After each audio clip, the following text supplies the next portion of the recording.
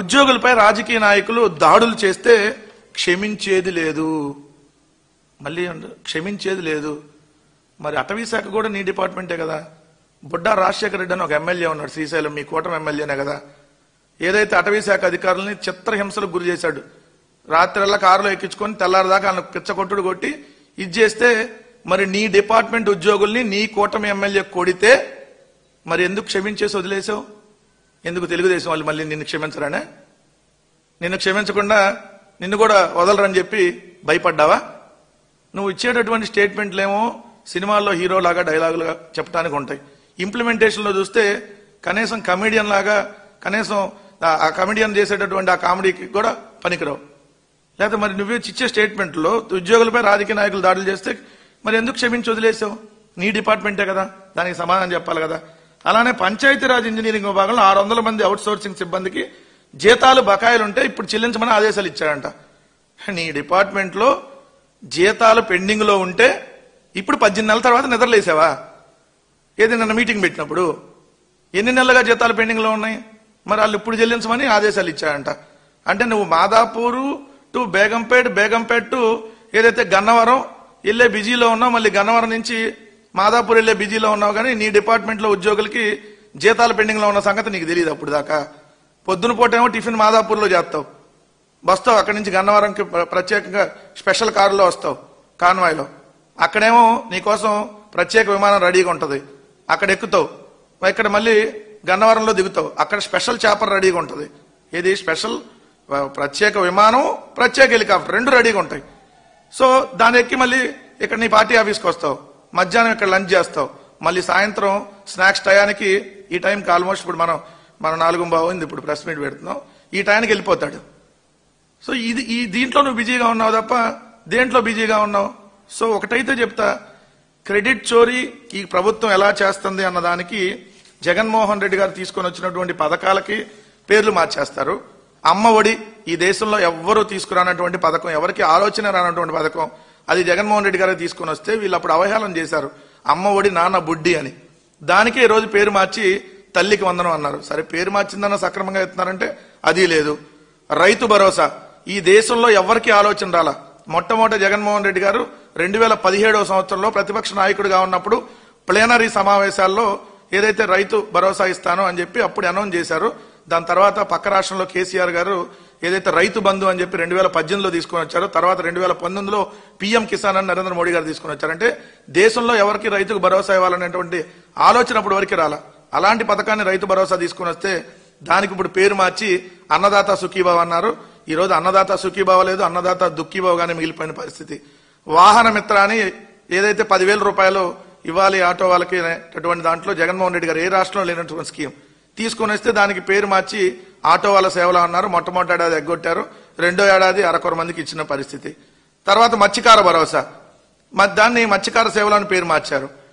ఏదైతే విద్యా దీవెన, ఏదైతే full fee reimbursement, ఇండియాలో ఎక్కడ ఓసీబీసీ స్టూడెంట్స్ కి ఫుల్ ఫీజు రియంబర్స్మెంట్ లేదు. అలాంటి స్కీమ్ ని విద్యా దీవెన కింద జగన్మోహన్ రెడ్డి గారు తీసుకొని వస్తే దానికి పేరు మార్చి ఫీజు రియంబర్స్మెంట్ అన్నారు. 2 సంవత్సరాలుగా ఇప్పుడు బకాయిలు పెండింగ్ ఉన్నాయి ఫీజు రియంబర్స్మెంట్ సంబంధించి. ₹1 ఇచ్చినటువంటి పాపాన బోల. దానికి సంబంధించి మా విద్యార్థి సంఘం నాయకులు ఏదైతే దానికి సంబంధించి నిరసన వ్యక్తం చేసి మాకు రియంబర్స్మెంట్ డబ్బులు ఇవ్వండి అని అంటే తీసుకెళ్లి పానుగంటి చైతన్య గారిని అరెస్ట్ చేసినటువంటి పరిస్థితి, రిమాండ్కి వేసినటువంటి పరిస్థితి. అలానే జగన్ గారు తీసుకుంటున్నటువంటి విద్యా కానుకని విద్యార్థి మిత్రాన్ని పేర్లు మార్చారు. నాడు నేడు 38,000 స్కూల్ని 2 దఫాలుగా నాడు నేడులో జగన్మోహన్ రెడ్డి గారు బాగు చేస్తే ఏదైతే ఆ స్కూల్ మీరు కూడా బాగు చేస్తామని చెబుతూ ఒక్క స్కూల్ కూడా బాగు చేయకుండా పేరు మార్చేశారు, మనబడి మన భవిష్యత్ అని. సో అక్కడికి వెళ్ళి సెట్టింగ్లు వేసుకొని మొన్న జగన్మోహన్ రెడ్డి గారు తీసుకొచ్చిన బెంచీల మీద కూర్చొని ఏదైతే మీరు ఇచ్చినటువంటి ఈవెంట్ చూసాం కదా మనందరం. అలానే జగన్మోహన్ రెడ్డి గారు ప్రతి గ్రామంలో నిర్మించినటువంటి రైతు భరోసా కేంద్రాలని పేరు మార్చేసి రైతు సేవా కేంద్రాలని పెట్టారు. అవన్నా ఉన్నాయంటే ఈ రోజు ఆ రైతు సేవా కేంద్రాలు తెలుగుదేశం పార్టీ నాయకులకు అడ్డాగా మారిపోయినాయి తప్ప ఎక్కడా కూడా ఈ రోజు రైతులకి మేలు చేస్తున్నటువంటి పరిస్థితి ఈ కూటమి ప్రభుత్వంలో లేదు.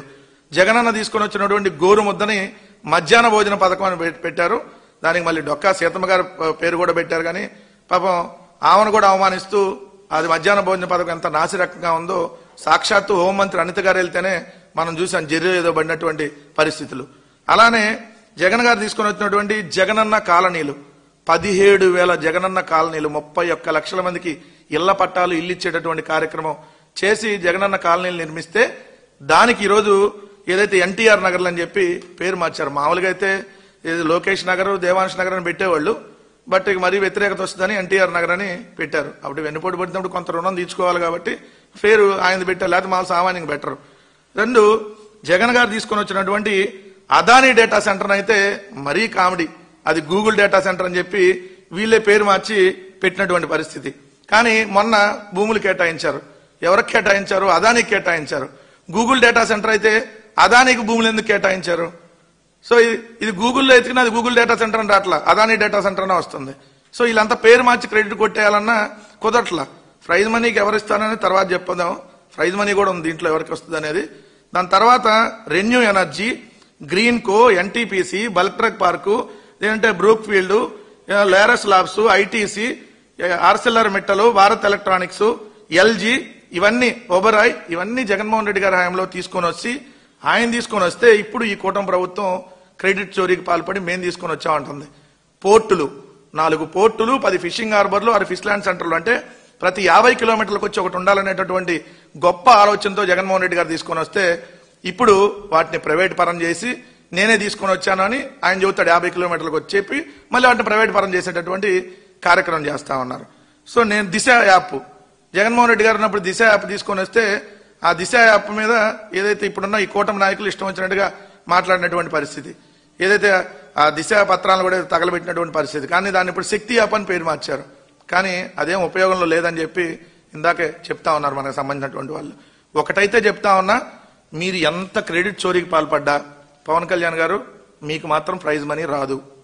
ప్రైజ్ మనీ ఆల్రెడీ ఫిక్స్ అయిపోయింది. ప్రైజ్ మనీ, క్రెడిట్ చోరీ ప్రైజ్ మనీ అనేది చంద్రబాబు నాయుడు గారు తన కొడుకు లోకేష్కి ఇస్తాడు తప్ప మీకెందుకు ఇస్తాడు? మీకు ప్రైజ్ మనీ అనేది, క్రెడిట్ చోరీలో ప్రైజ్ మనీ మీకు రాదు. మీరు ఎంత పర్ఫార్మెన్స్ చేసినా వీటిలో మీకు ప్రైజ్ మనీ ఎవరు? మీకు దేంట్లో ఇస్తారు?